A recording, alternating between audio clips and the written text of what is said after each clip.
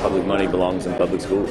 A fight over taxpayer dollars and if they'll be used to help students go to private schools. And that is where we begin at 6, using taxpayer money on private schooling. The war of words over school vouchers and savings accounts and what it means for your child or grandchild ongoing at our state capitol. News 4's Brent Skarkey is there live. And Brent, that bill undergoing some changes this afternoon. Well, it certainly did, Kevin. You know, Senate Bill 1647 narrowly passed through the Senate Education Committee earlier this month.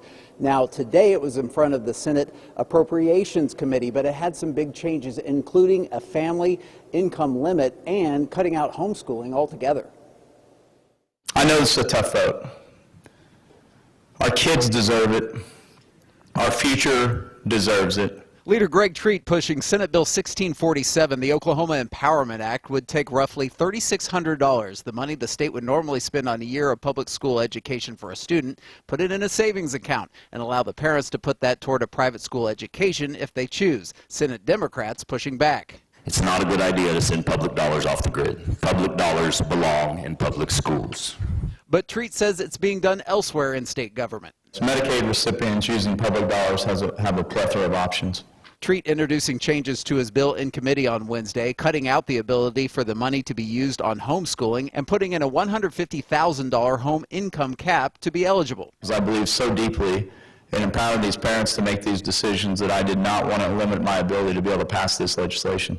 Private school advocates turning out in support. Some of it is just income-based. A lot of our parents just can't afford it. But if we have this bill and it's passed, we will be able to have those kids. But the $3,600 yearly would not come close to covering the cost of many commonly known private schools in the metro. This program can also be combined with other financial packages from those private schools. So many of them do offer tuition assistance, especially for low-income families. So this could really fill that gap. The bill being pushed by the Republican Senate leader from Oklahoma City, but some of his fellow Republicans are not on board. Senator Darcy Yeck of Kingfisher echoing the thoughts of many in rural Oklahoma. It's not that I'm opposed to school choice, generally speaking, but public school guides where my kids were, I think there's a lot of benefits from being in public schools.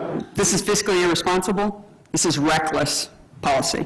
Opponents worried about what they say would be potentially hundreds of millions of dollars taken out of state public school funding. Treat says that won't be an issue. This body will be advocating for an increase in state aid formula to offset any expected expense that this program would take. Our kids are worth it. The vote close again. 12 ayes, 8 nays. Having received 12 ayes, 8 nays, declare Senate Bill 1647 to have passed. Well, the bill now moves on to the Senate floor for debate. Now, I just talked to the Chief of Staff for the Speaker of the House, Charles McCall, and they're standing by their statement that this bill will not be heard in the House of Representatives this session. We'll keep you up to speed. We're live at the Capitol. Brent Skarkey, Oklahoma's News 4. DOA at the House, apparently. Thank you.